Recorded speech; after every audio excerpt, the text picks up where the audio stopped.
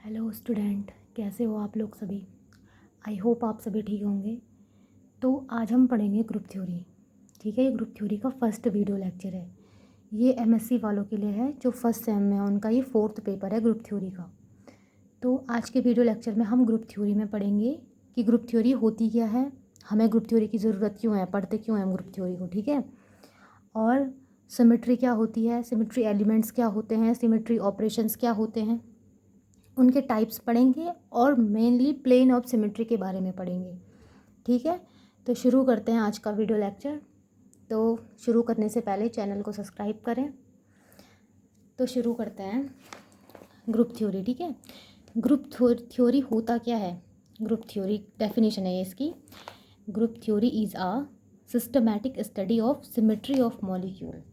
मतलब कोई भी मॉलिक्यूल है, ठीक है, कोई भी, फॉर एग्जांपल तुम कोई भी मॉलिक्यूल कंसिडर करो। ठीक है, तो उसमें क्या है, उसमें कोई सिमेट्री है, तो उसकी हमने क्या करनी है, सिस्टमैटिक, हमने उसकी अच्छे से क्या करनी है, स्टडी करनी है। यानी कि किसी मॉलिक्यूल की सिस्टमैटिक यानी कि अच्छे तरीके से स्टडी करना क्या है, ग्रुप थ्योरी है। ठीक है, अब क्या होता है सिमेट्री। सिमेट्री क्या होती है, इन जनरल मीन्स शेप, यानी कि सिमेट्री मतलब शेप। फॉर एग्जांपल सिमेट्री क्या होती है, जैसे ये है, इधर का एक साइड है, इधर का एक साइड है, इसमें कोई सिमेट्री नहीं प्रेजेंट है। अगर हम इसको बीच से, अगर कोई प्लेन पास करते हैं, बीच से इसको काटते हैं, तो ये इक्वल्स आइडेंटिकल स्ट्रक्चर नहीं दे रहा है, ये अलग है, ये अलग है। ठीक है, तो सिमेट्री सिमेट्री वो होती है जब वो आइडेंटिकल, फॉर एग्जांपल ये मेरे दो हाथ हैं। ठीक है, तो अगर यहाँ बीच से ये जुड़ रखे हैं, अगर इनको बीच से काटते हैं तो ये आइडेंटिकल हैं दोनों एक दूसरे के, तो ये सिमेट्री होती है। तो मेनली ग्रुप थ्योरी में हम उन मॉलिक्यूल्स के बारे में पढ़ेंगे जिनमें सिमेट्री होगी, उनके बारे में नहीं पढ़ेंगे जिनमें सिमेट्री नहीं होती है। ठीक है, अब है symmetry elements. The line, plane और point along with symmetry operations are carried out, it called symmetry elements. ठीक है, द लाइन, प्लेन और point along with symmetry operations. ठीक है, सिमेट्री ऑपरेशंस तुम्हें अभी पता नहीं होगा। सिमेट्री ऑपरेशंस क्या होता है मैं तुम्हें पहले समझा देती हूँ। Symmetry operations, movement of atom to get equivalent structure is known as symmetry operations. यानी हमें किसी, मेनली होते हैं रोटेशंस होता है, रिफ्लेक्शन होता है, इन्वर्जन होता है, आइडेंटिटी, बहुत टाइप्स के होते हैं, एसन होता है, बहुत सारे होते हैं। ठीक है, तो ऑपरेशंस मतलब हमने किसी एटम में क्या करना है, मूवमेंट करना है।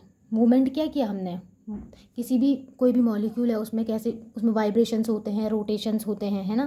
तो बस हमने मॉलिक्यूल में क्या करना है, रोटेशन करना है, तो वो मूवमेंट होगा ना उसमें।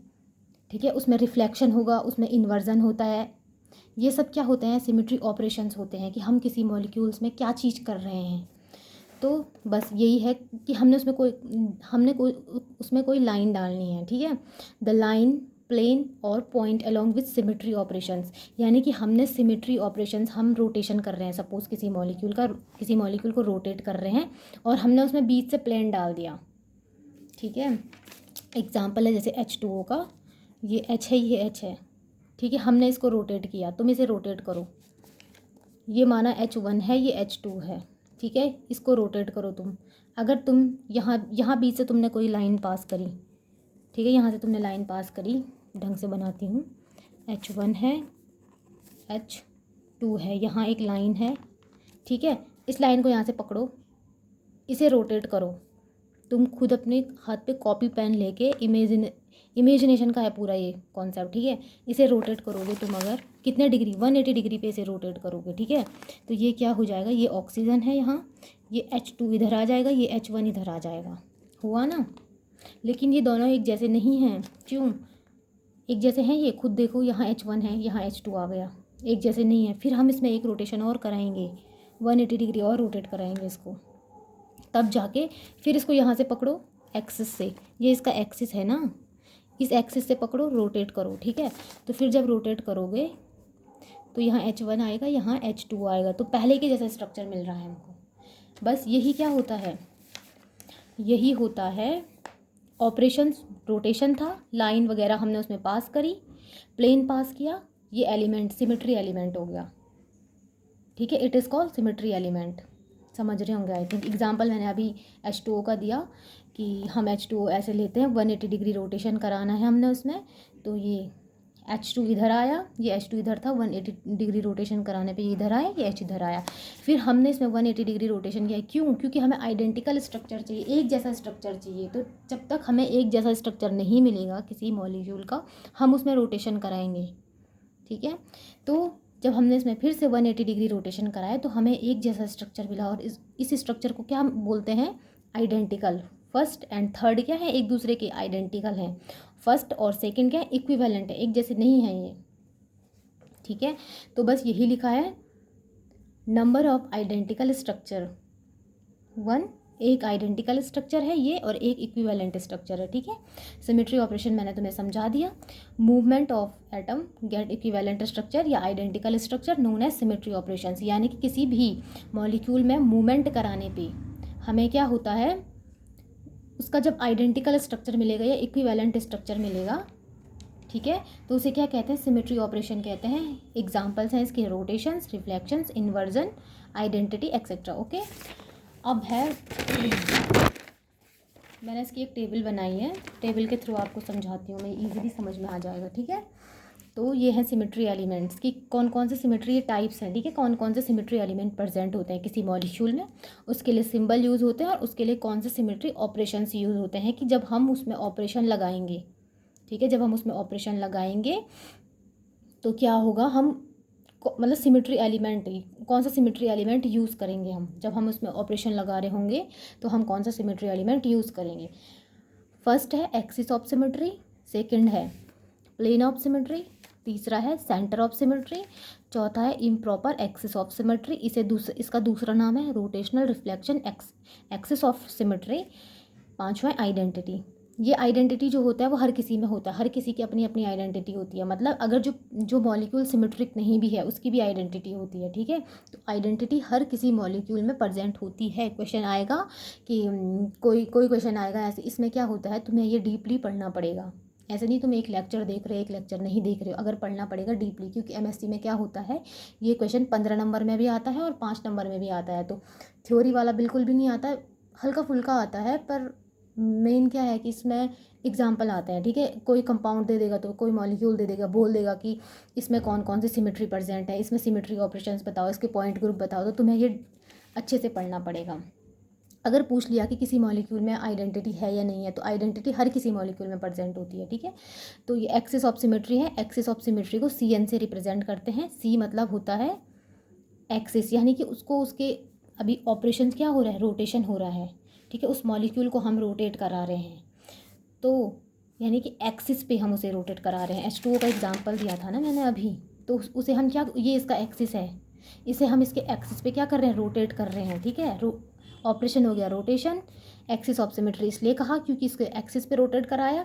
N equal to number of rotation, यानी कि उसको कितनी बार रोटेट कराया। अगर एक बार कराएंगे, जैसे हमने H2O में क्या किया था, H2O में हमको इक्विवेलेंट स्ट्रक्चर तब मिला जब हमने इसको 2 टाइम्स क्या किया, रोटेट किया, 180 180 2 टाइम्स रोटेट करने पे हमें क्या मिला, आइडेंटिकल स्ट्रक्चर मिला, ये और ये एक जैसे मिले हम दोनों को, ठीक है, ये दोनों के दोनों। तो ये क्या हो जाएंगे, तो यहाँ पे आ जाएगा H2O के लिए, H2O की बात कर रही हूँ मैं, तो H2O के लिए आ जाएगा C, यानी कि एक्सिस हमने यूज़ किया, ठीक है, उसको एक्सिस पे रोटेट किया और 2 टाइम रोटेट किया, तो H2O में क्या हो जाएगी, C2 एक्सिस हो जाएगी। आई थिंक आपको समझ में आ रहा होगा, ये लिखना मत अभी यहाँ पे, बस मैंने समझाने के लिए लिखा है, ठीक है। अब सेकंड है प्लेन ऑफ सिमेट्री, इसको सिग्मा से रिप्रेजेंट करते हैं, ठीक है। इसमें कौन सा ऑपरेशन यूज़ होता है, रिफ्लेक्शन, ठीक है। इसमें होता है sigma V, sigma H, sigma D, यानी कि सिग्मा V मतलब वर्टिकल प्लेन। इसमें प्लेन ऑफ सिमेट्री किसी भी मॉलिक्यूल में प्लेन पास करेंगे। 3 प्रकार के प्लेन होते हैं, एक वर्टिकल ऐसा वाला प्लेन, यानी कि ऐसा, ये किसी मॉलिक्यूल में हम ऐसा पास करेंगे प्लेन, ठीक है।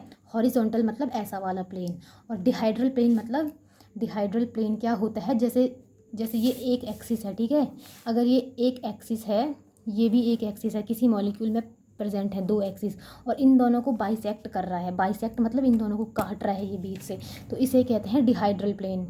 हॉरिजॉन्टल प्लेन मतलब ये एक पेपर है, प्लेन है, इसे ऐसे में काटेगा, मॉलिक्यूल्स हैं, इसे ये 3D में होते हैं ना मॉलिक्यूल्स, मॉलिक्यूल 3D में होते हैं, ये बस एक प्लेन में है, लेकिन जब तुम रियल में कभी मॉलिक्यूल्स को देखोगे 3D में होते हैं। तो इसे ऐसे में बाइसेक्ट करेगा ये हॉरिजॉन्टल और एक परपेंडिकुलर। ये हमने एक परपेंडिकुलर प्लेन डाला है जो इन दोनों को बीच से काट रहा है और इक्विवेलेंट स्ट्रक्चर देगा। जैसे सपोज़ मेरा ये हाथ है, अभी मैं फिर से तुम्हें हाथ का एग्जाम्पल दे रही हूँ अपना हैंड का। ये क्या है, मैंने यहाँ बीच से एक प्लेन डाला, ये मान के चलो तुम एक प्लेन है, बीच से इसमें तुम खुद ही ये वाला प्लेन डाल के देखो, तो ये बीच से टूट रहा है और दोनों के दोनों क्या हो रहे हैं, रिफ्लेक्ट हो रहे हैं। रिफ्लेक्ट मतलब मेरे इस थंब को मेरा ये वाला थंब दिख रहा है, तुम मिरर इमेज मान के चलो, यहाँ बीच में मिरर रखा है, इसको ये दिख रहा है, इस उंगली को ये उंगली दिख रही है, मतलब ये इसको रिफ्लेक्ट कर रहा है। तो इसमें क्या है, सिमेट्री ऑपरेशन, रिफ्लेक्शन, ये रिफ्लेक्शन यूज़ हो रहा है इसमें, ठीक है, ये भी समझ में आ गया होगा। अब तीसरा है सेंटर ऑफ सिमेट्री, आई, इसे आई से रिप्रेजेंट करते हैं। इसमें इन्वर्जन होता है, यानी कि सेम फ्रॉम एवरी साइड, यानी कि इसमें क्या होता है, कोई मॉलिक्यूल है सपोज़, उसकी ये वाली साइड भी सेम होगी, ये वाली साइड भी सेम होगी। अगर यहाँ कोई और मॉलिक्यूल, यहाँ एन है यहाँ ओ है, तो ये सेंटर ऑफ सिमेट्री नहीं है, क्योंकि यहाँ अलग है यहाँ अलग है। अगर यहाँ ओ है यहाँ ओ है किसी मॉलिक्यूल में, यहाँ एन है यहाँ एन है, यानी कि साइड एटम लिखा हुआ है ना, सेम फ्रॉम एवरी साइड, यानी कि ये वाली मेन ये वाली साइड देखी जाती है, ये सेम है दोनों, ये सेम है, तो इसमें आई यानी कि सेंटर ऑफ सिमेट्री क्या है, प्रेजेंट है। ओके, आगे डीपली इनके बारे में हमें स्टडी करनी पड़ेगी। फिर है IMOS, ठीक है, इम्प्रॉपर एक्सिस ऑफ रोटेशन या फिर rotational reflection axis of symmetry. इसमें क्या होता है, रोटेशन भी होता है, अभी हमने यहाँ ऊपर पढ़ा था रोटेशन एक्सिस ऑफ सिमेट्री का ऑपरेशन है, ठीक है, यहाँ है रोटेशन, ऊपर से रिफ्लेक्शन भी है। रिफ्लेक्शन मतलब प्लेन ऑफ सिमेट्री, ठीक है, एक्सिस ऑफ सिमेट्री यानी कि rotation, reflection, axis of symmetry, यानी कि इसे हम एसएन से रिप्रेजेंट करते हैं, ठीक है। मतलब सबसे पहले रोटेशनल, रोटेशनल में क्या हो रहा था, रोटेशनल में एक्सिस ऑफ सिमेट्री आ रही थी, ये है रोटेशनल का एक्सिस ऑफ सिमेट्री, तो ये है axis of symmetry. Perpendicular sigma, sigma क्यों आया, रिफ्लेक्शन, यानी कि ये एक ऐसी सिमेट्री है, सिमेट्री एलिमेंट है, इसमें क्या होगा, हम किसी मॉलिक्यूल में क्या होगा, जैसे ये H2 ही ले लिया हमने, सॉरी HHO, ठीक है, हमने क्या करना है इस मॉलिक्यूल में, उसको रोटेट भी करना है, उसे रोटेट भी करना है और उसमें रिफ्लेक्शन भी प्रेजेंट होना चाहिए, यानी कि रोटेशन भी होना चाहिए, यानी कि axis of symmetry perpendicular sigma, axis of symmetry जब हम उसमें क्या करेंगे, रोटेशन कराएंगे, तो उसमें क्या होना चाहिए, रिफ्लेक्शन भी होना चाहिए। यही क्या होती है, ये वाली सिमेट्री IMAOS, ठीक है। तो जब क्या होगा, जैसे अभी मैंने तुम्हें C2 बताया था ना, C2 मतलब जब 2 बार रोटेट किया, तो अगर वो रिफ्लेक्शन दे रहा है परपेंडिकुलर सिग्मा, तो हम उसे S2 कहते हैं। C3 मतलब 3 बार रोटेशन किया, परपेंडिकुलर सिग्मा, रिफ्लेक्शन दे रहा है, तो S3 कहेंगे। और आइडेंटिटी मैंने बोला E, हर किसी मॉलिक्यूल में होती है, नो चेंज, इसमें नो चेंज, चेंज ही नहीं आएगा। थीटा इक्वल 360 मतलब क्या होता है, ये है, ठीक है, थीटा इक्वल टू 360 भी समझाऊंगे अभी, 1 मिनट। अब पहला है एक्सिस ऑफ सिमेट्री, जो हमने पीछे लिखा हुआ था, इसे हम डिटेल में पढ़ते हैं। एक्सिस ऑफ सिमेट्री यानी AOS, ठीक है, इसे रिप्रेजेंट करते हैं CN से, ठीक है। C मतलब होता है एक्सिस पे रोटेशन, N मतलब ऑर्डर ऑफ रोटेशन, ठीक है, कितनी बार रोटेट किया है या ऑर्डर ऑफ एक्सिस की, उसमें कितनी एक्सिस हैं, ठीक है।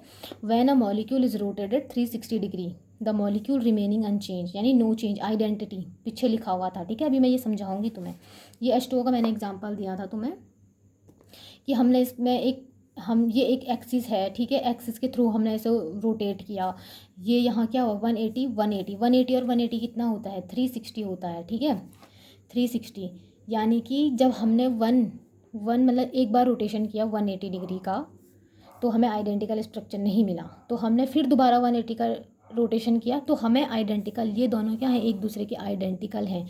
मतलब जब हम किसी भी मॉलिक्यूल को 360 डिग्री पे रोटेट करेंगे, तो वो आइडेंटिकल स्ट्रक्चर देगा, यानी कि वो आइडेंटिकल होगा, उसकी आइडेंटिटी पहले वाले के जैसी होगी।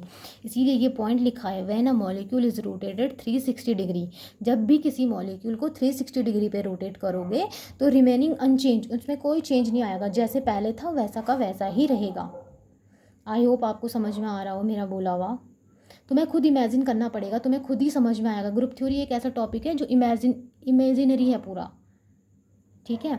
ये अब तुम सोच रहे होंगे ये C21 C22 क्या है, ठीक है। ये 1 इसलिए आया, एक बार रोटेट किया, ये 2 इसलिए आया, 2 बार रोटेट किया, ठीक है। ये C2 क्यों आया, ये C2 इसलिए आया कि तुमने कितनी बार टोटल रोटेट किया है, 2 टाइम्स रोटेट किया है, तो इसे हम प्रिंसिपल एक्सिस भी बोलते हैं। प्रिंसिपल एक्सिस मतलब जो सबसे ज़्यादा हाई ऑर्डर्ड है, जो मतलब किसी में अगर C1 भी होती है, C2 होती है, C3 होती है, तो प्रिंसिपल एक्सिस उसकी C3 हो जाएगी। यानी कि C1 एक बार रोटेशन किया, 2 बार रोटेशन किया, 3 बार, जो हाई ऑर्डर्ड है मतलब C3 जो हाई ऑर्डर्ड होगी वही प्रिंसिपल एक्सिस होगी। तो इसमें 2 बार रोटेशन हुआ है तो C2, ठीक है। और अगर कोई तुम्हें पूछेगा कि इसमें कौन सी सिमेट्री है, H2O मॉलिक्यूल में क्वेश्चन आएगा एक्सिस ऑफ सिमेट्री प्रेजेंट है, यस कर देना, ठीक है।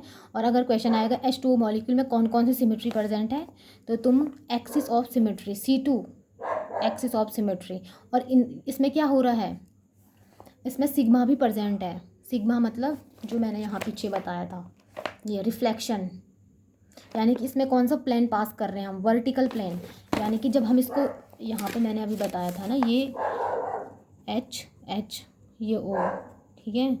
तो यहाँ बीच से हम एक वर्टिकल प्लेन पास करेंगे तो ये इसको रिफ्लेक्ट कर देगा, ओके। तो इसमें रिफ्लेक्शन भी प्रेजेंट है। एग्जाम्पल दूसरा है BF3, ठीक है। इसमें तुम्हें मॉलिक्यूल की ज्योमेट्री बनानी आनी चाहिए। अगर जब तुम्हें मॉलिक्यूल की ज्योमेट्री पता ही नहीं है तो तुम स्ट्रक्चर कैसे बनाओगे उसका, ठीक है। तो मॉलिक्यूल की ज्योमेट्री पता होनी चाहिए। तो ये BF3 है, ये B1, सपोज़ ये F1 है, ये F2 है, ये F3 है, ठीक है। तुमने इसको 120 डिग्री पे रोटेट किया। अभी तुम ये बोलोगे यहाँ 180 किया, यहाँ 120 क्यों। अब तुम खुद लगा लो ना, इसमें 3 बॉन्ड हैं, तो 3 बॉन्ड है तो 360 डिवाइडेड बाई 3 कर देना, 120 पे रोटेट होगा, ठीक है। इतना तो आना ही चाहिए तुम्हें। तो उसके बाद क्या हुआ, जब तुमने इस मॉलिक्यूल को, इस वाले मॉलिक्यूल को 120 पे रोटेट किया, इस वाले मॉलिक्यूल को और इस वाले मॉलिक्यूल, इन तो तीनों को 120 डिग्री पे रोटेट किया, तो ये जो F1 था ये यहाँ आया, F2 यहाँ आया, F3 यहाँ का यहाँ चले गया, ओके। C1 1 मतलब 1 टाइम रोटेशन, ओके। अब C2 ये 3 मत देखो, ये 3 मैं लास्ट में बताऊंगी, ये प्रिंसिपल एक्सिस है कि इसमें 3 बार रोटेशन हो रहा है। ये C2 मतलब सेकेंड टाइम हम तब तक रोटेशन करेंगे जब तक हमें इसके जैसा स्ट्रक्चर, आइडेंटिकल स्ट्रक्चर ना मिले। 120 डिग्री रोटेशन किया, ये F3 था, ये इधर आया, F1 इधर आया, F2 यहाँ चले गया, ये F2 इधर था ना, वो यहाँ चले गया, ठीक है। अभी भी हमें आइडेंटिकल नहीं मिला, तो अब हम इसमें क्या करेंगे, 120 डिग्री फिर से रोटेशन कराएंगे। तो ये 3 टाइम रोटेशन, तो यहाँ क्या हुआ, F1 यहाँ था ना, फिर से रोटेशन हुआ इसका, ये F इधर चले गया, ये F2 इधर आ गया, तो हमें आइडेंटिकल स्ट्रक्चर मिला। तो ये क्या है, आइडेंटिकल है, ये क्या है, इक्विवेलेंट है। तो क्या होगा इसमें, अगर क्वेश्चन पूछेगा कि इक्विवेलेंट स्ट्रक्चर बताओ कितने हैं, तो 2 करना, आइडेंटिकल स्ट्रक्चर 1, ठीक है। अभी ये 3 क्यों आया, 3 ये प्रिंसिपल एक्सिस है, मतलब टोटल इसमें कितनी बार रोटेशन हुआ है, ठीक है। 3 टाइम रोटेशन हुआ है, 120 120 120, 3 टाइम रोटेशन हुआ है। तो BF3 में अगर कोई पूछेगा कि कौन सी सिमेट्री है, तो ये है C3, ठीक है, एक्सिस ऑफ सिमेट्री। C3 क्यों, ये प्रिंसिपल एक्सिस है, तो C3 axis of symmetry. Thank you बच्चों। तो आज का वीडियो लेक्चर यहीं पे ख़त्म करते हैं, तो दूसरा लेक्चर शुरू करेंगे नेक्स्ट डे। अगर आपको अच्छे से समझ में आया हो तो चैनल को सब्सक्राइब करें, शेयर करें एंड वीडियो को लाइक करें। तो अब हम इसके जो और पार्ट हैं, जो अभी मैंने तुम्हें यहाँ समझाए थे, ये वाले, ये 1 2 3 4 बचे हैं सिमेट्री एलिमेंट, ठीक है, ये 4 बचे हैं। तो इसको हम क्या करेंगे, नेक्स्ट वीडियो में इसकी बात करेंगे, ठीक है। Thank you.